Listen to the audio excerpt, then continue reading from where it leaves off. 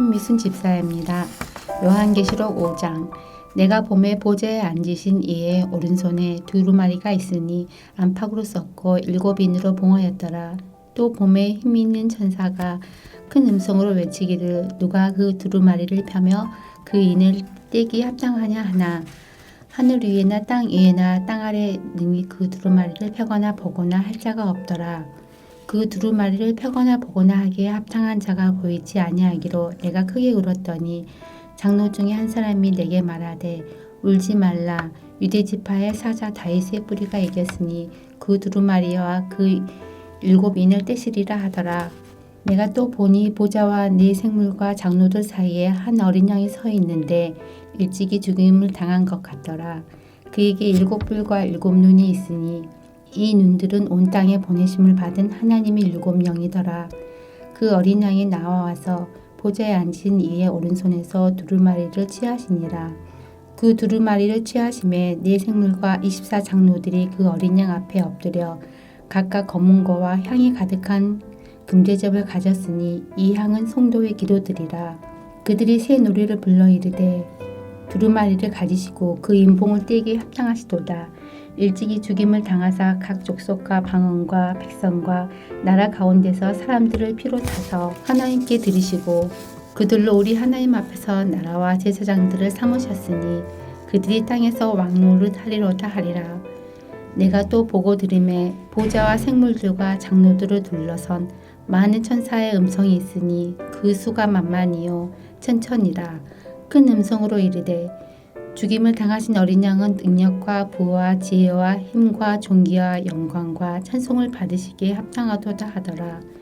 내가 또 들으니 하늘 위에와 땅 위에와 땅 아래와 바다 위에와 또 그 가운데 모든 피조물이 이르되 보좌에 앉으신 이와 어린 양에게 찬송과 존귀와 권능을 세세토록 돌릴지어다 하니 네 생물이 이르되 아멘하고 장로들은 엎드려 경배하더라.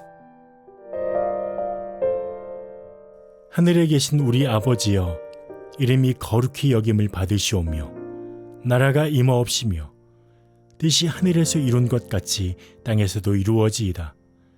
오늘날 우리에게 일용할 양식을 주옵시고 우리가 우리에게 죄 지은 자를 사하여 준 것 같이 우리 죄를 사하여 주옵시고 우리를 시험에 들게 하지 마옵시고 다만 악에서 구하옵소서. 대개 나라와 권세와 영광이 아버지께 영원히 싸움나이다. 아멘.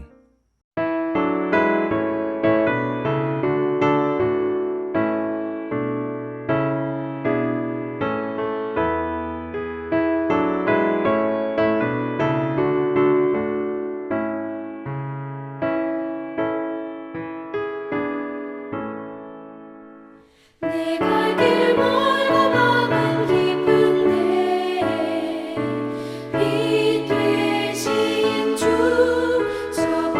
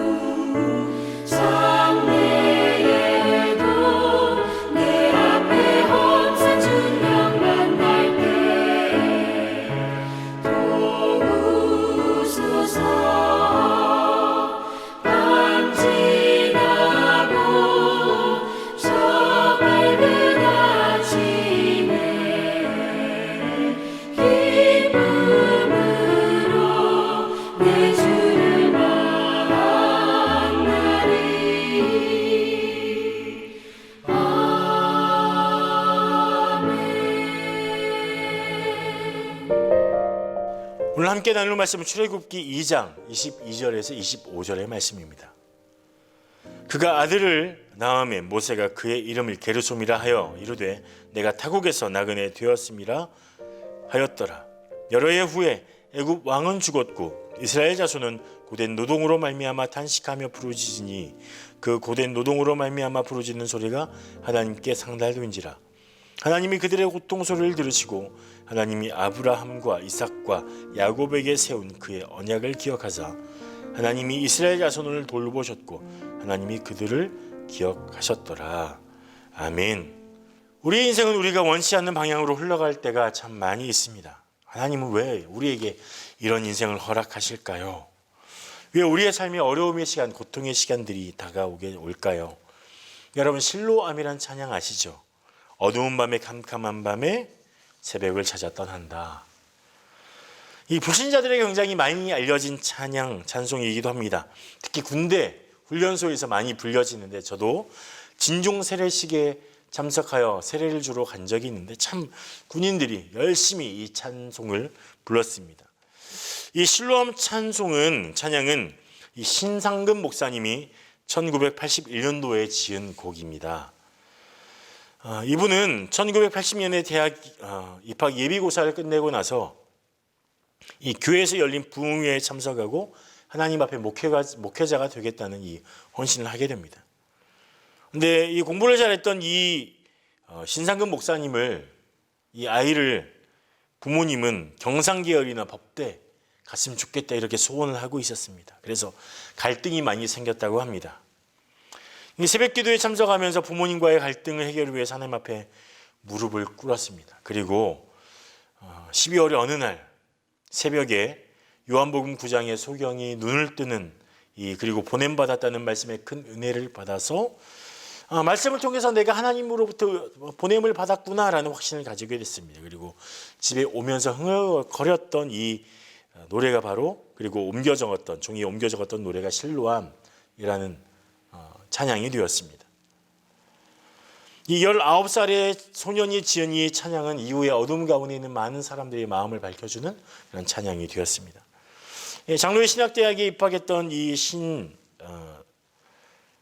상근 목사님은 그때는 전도사 또 청년이었죠.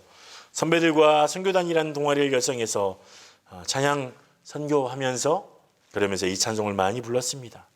하지만 이어서 그의 믿음이 연약해지고 또 신학을 그만두게 됐습니다. 그리고 세상에서 방황하게 되었습니다. 세상에서 방황할 때, 세상에 있을 때 손을 대는 사업마다 모두 실패를 했습니다. 그리고 이 스트레스로 인해서 1999년도에는 이 폐암 말기 판정까지 받게 되었습니다. 2개월 시한부 선고를 받았습니다. 그 후에 하나님 앞에 회개하며 돌아왔습니다. 하나님, 저를 살려주십시오. 그리고 하나님의 은혜 속에서 힘겹게 암투병을 이겨냈습니다. 그리고 건강을 회복하고 20년 만에 다시 신학을 시작해서 2008년도에 5월에 안수를 받고 목사님이 됐습니다. 실로암은 어두운 밤에 캄캄한 밤에 새벽을 찾아 떠났던 주님께 헌신하였던 한 청년이 그리고 주님을 따라가기로 결단하고 또 갈등을 겪었던 이 청년이 하나님 앞에 자신의 삶을 의지하고 의뢰하였던 그런 찬송이었습니다. 실패한 인생, 좌절한 인생 가운데 이 노래는 소망을 보여줍니다. 그의 끝 인생에 하나님을 찾은 이 소망을 보여줍니다. 모세의 인생도 마찬가지인 것 같습니다. 절벽에서 추락한 것 같은 그런 인생을 모세는 살게 됐습니다. 왜 이런 인생이 되었을까요? 하나님은 모세가 하나님의 구원을 이루는 이스라엘 백성에 대한 구원을 이루는 사람이 되기 원하셨습니다. 하지만 모세는 아직 준비가 되지 않았습니다. 모세의 정체성, 모세의 가치, 모세의 방향 이런 것들이 바뀔 필요가 있었습니다. 모세의 첫 번째 정체성, 그 핵심은 뭘까요? 그것은 나의 의로움이었습니다. 바로 왕의 딸에게 건진받아서 구원받은 이 아기 모세는 왕가에서 최고의 학문을 수업받았습니다. 그럼과 동시에 어머니로부터 물려받은 이스라엘 백성의 정체성도 있습니다. 유모로 어머니가 들어갔기 때문이죠. 근데 어느 날 나가보니까 자기 형제 이스라엘 백성이 고된 노동을 하는 중에 어떤 애굽 사람에게 매를 맞고 있는 것입니다. 아마 심하게 맞았던 것 같습니다. 모세 안에서 이 울분이 일어났습니다. 혈기왕성했을 때. 그래서 이 울분을 가지고 자기 안에 담겨진 이 일어난 울분을 가지고 사람들이 없는 것을 보고 이 애굽 사람, 자기 형제를 때린, 이스라엘 백성을 때린 이 애굽 사람을 쳐서 죽였습니다. 그리고 아무도 모르겠다 생각하며 모래에 파묻었습니다. 모세는 공주의 아들로 자랐습니다. 학식뿐만 아니라 정치적인 영향력도 어느 정도 있었을 것 같습니다. 모세가 노력한다면 그래도 이스라엘 백성을 위한 제도 개선에 대해서 어느 정도는 그렇게 역할을 할 수 있었을 것입니다. 노력을 할 수 있었겠죠. 그런데 모세는 못 참았습니다. 지금 나의 감정이 중요했고 내가 가진 울분이 중요했습니다. 내가 가진 의가 중요했습니다. 내 백성을 때리다니 그게 중요했죠. 내 눈앞에 펼쳐진 폭력 사태가 가져다 주는 이 감정, 이 울분, 여기에 사로잡히고 말았습니다. 그리고 살인죄를 저지르고 말았습니다. 폭력에 대해서 더 큰 폭력으로 대항을 했습니다. 우리는 때로 옳지 않는 일을 당하거나 또 그것을 보게 될 경우가 있습니다. 이런 때 우리가 감정으로만 사로잡힌다면 일을 그르치기 쉽습니다. 해결하기보다 더 큰 문제를 만들 수도 있습니다. 이런 때 우리는 한 발 건너뛰어 한 발 뒤로 물러나 하나님의 지혜를 구해야 합니다. 하나님, 왜 제가 이것을 보게 하셨나요? 저에게 이런 상황이 벌어진 이유는 무엇인가요?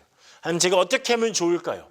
이 상황이 정말 불의하고 나쁘고 정말 하나님 없어야 되는 상황인데 이런 일들이 일어나는 것에 대해서 저는 하나님 분개합니다. 하지만 하나님 어떻게 하면 좋을까요? 무엇이 선하고 하나님 뜻에 합당한 방법일까요? 우리는 하나님의 지혜를 구해야 하는 거죠.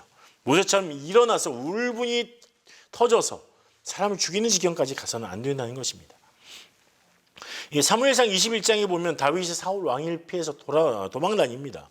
그러다가 가드왕 아기스에게 피하는 장면이 나옵니다. 그런데 이 아기스의 신하들이 다윗을 알아봐요. 사울은 천천히고 다윗은 만만이다 그랬던 이 칭송받는 그 다윗이 아닙니까? 정체가 탄로났습니다. 다윗은 이제 큰일 났습니다. 위험을 당할 상황에 빠졌습니다. 사울에게 이 소식이 언제 갈지도 모릅니다. 아니, 아기스 왕이 다윗을 붙잡을지도 모릅니다. 어떻게 해야 할까요? 싸워야 할까요? 수중에는 바로 앞에 제사장 아히멜렉에게 받은 이 골리앗의 칼, 자기가 죽였던 골리앗의 칼밖에 없습니다. 수중에 무기들이 없습니다. 급하게 도망치느라. 수하들도 그렇습니다. 마찬가지죠. 그럼에도 불구하고 다윗은 용맹스럽게 싸웠을까요? 아니요. 다윗은 가드왕 아기스 앞에서 미친 척했습니다. 어떻게 미친 척을 했느냐? 대문을 긁어대면서 수염에 침을 흘려가면서 막 미친 척을 했습니다. 자존심에 문제가 있죠. 정말 이스라엘의 위대한 장수였던 이 골리앗까지 죽였고 이스라엘을 이 승리로 이끌었던 장군이었습니다. 그가 왕의 사위이기도 했던 그가 미친 척을 했습니다. 다윗은 물러설 줄 알았습니다. 이 상황에서 자기의 감정으로 해결할 수 없다는 것을, 내가 어떻게 하면 여기서 하나님의 뜻에 따라 생존할 수 있는가의 문제가 더 중요했던 것입니다. 자기 의에 사로잡혔던 모세는 결국 애굽 사람을 죽이고 말았습니다. 그리고 몰래 모래 속에 묻었습니다. 그런데 큰일이 일어났습니다. 다음 날에 밖에 나가보니까 히브리 사람끼리 싸우고 있는 것입니다. 그래, 왜 너희끼리 싸우냐? 이렇게 질책하자, 야, 누가 너를 우리 재판관으로 삼았느냐? 네가 애굽 사람 죽인 걸 봤다. 이 일이 바로에게까지 알려지고 바로 왕은 모세를 죽이고자 했습니다. 그리고 모세는 도망가게 됐습니다. 쫓기는 신세가 됐고 광야에 갔습니다. 모세는 하나님 앞에 이제 설 수밖에 없었습니다. 자기 의를 다 내려놓을 수밖에 없었습니다. 광야에서 아무것도 아닌 사람이 돼서, 내가 뭔가 할 수 있는 사람이 아니라 내가 아무것도 아닌, 아무것도 할 수 없는 사람이 되게 하셨습니다. 근데 하나님 거기서 멈추지 않으셨죠. 모세의 두 번째 정체성의 핵심은 포기였습니다. 22절에 보면 그가 아들을 낳았습니다. 그리고 그 이름을 게르솜이라 했는데, 이 게르솜은 뜻이 무엇이냐면 그곳에서 나그네가 되다, 이런 뜻입니다. 내가 타국에서 나그네가 되었습니다. 나그네는 뭡니까? 나그네는 뭐죠? 아무것도 없는 사람이죠. 주인이 아니에요. 내가 머무는 것은 내가 주인이 아니라, 내가 가진 것이 아니라 왔다가 떠나갈 사람, 내 소유가 아닌 그런 떠돌이 생활을 하는 사람, 나그네, 손님인 것이죠. 강대한 나라 애굽의 왕족이었던 모세가 더 이상 어떤 영향력도 가지지 않는 아무것도 아닌 사람, 그냥 나그네가 됐습니다. 자기 소유를 주장할 수 있는 사람이 아니게 됐습니다. 머물다가 떠날 사람이 됐습니다. 모세는 미디안에서 양을 치면서 내가 나그네 되었음을 고백하며 무엇을 포기하느냐? 내 의, 그것을 포기하는 방법을 배웠습니다. 그리고 모세가 자기 의, 자기 능력, 이걸 포기했을 때 하나님 모세를 부르십니다. 우리에게 닥쳐온 모든 문제들은 내 능력으로 감당할 수 없게 포기라는 것을 알게 합니다. 하나님은 문제들을 통해서 내가 나의 의를 포기하도록 만들어 내십니다. 내가 할 수 있어, 내가 해결할 수 있어. 문제 앞에서 이것이 소용없다는 사실을 우리는 깨달을 때 하나님을 향할 수밖에 없죠. 그래서 우리는 문제가 생겼을 때 빨리 알아채야 합니다. 아, 하나님께서 나를 포기시키시는구나. 내가 주 앞에 엎드려서 포기해야 될 것이 무엇인가? 내가 하나님의 도우심을 바라야 될 것이 무엇인가? 우리는 그때 재빨리 깨닫고 주님 앞에 엎드려야 합니다. 여러분에게 어떤 문제가 있든지 하나님의 능력을 구해야 합니다. 내 의를 내려놓고, 내 능력을 내려놓고, 하나님 저에게 말씀해 주십시오. 저에게 지혜 주십시오. 하나님 제가 어떻게 하면 좋을까요? 물어봐야 합니다. 하나님을 의지해야 합니다. 하나님 앞에 기도해야 합니다. 그리고 하나님의 도우심을 간절히 구하면 하나님의 역사는 거기서부터 또 시작되는 것입니다. 하나님은 모세를 포기시키셨습니다. 문제를 통해서 나그네 됨을 깨닫게 하셨습니다. 우리도 마찬가지입니다. 내 의가 살아있다면 하나님은 분명히 우리를 포기시키는 일을 하실 것입니다. 그 전에 우리가 먼저 하나님 앞에 엎드려서 하나님, 제가 주님을 의지합니다. 주님만 의지합니다. 주님을 신뢰하며 먼저 주 앞에 나간 여러분 되시기를 간절히 축복합니다. 기도하겠습니다. 사랑의 하나님, 나의 방법과 나의 의를 내려놓게 하시길 원합니다. 모세처럼 포기하는 방법을 배우게 하시고, 내가 가진 의, 내가 가진 방법, 내가 가진 생각, 내가 가진 노하우, 모든 것들을 내려놓고 주님의 지혜와 주님의 능력 구하게 하옵소서. 하나님, 저의 삶을, 우리의 삶을 이끌어가 주시옵소서. 예수님 이름으로 기도합니다. 아멘.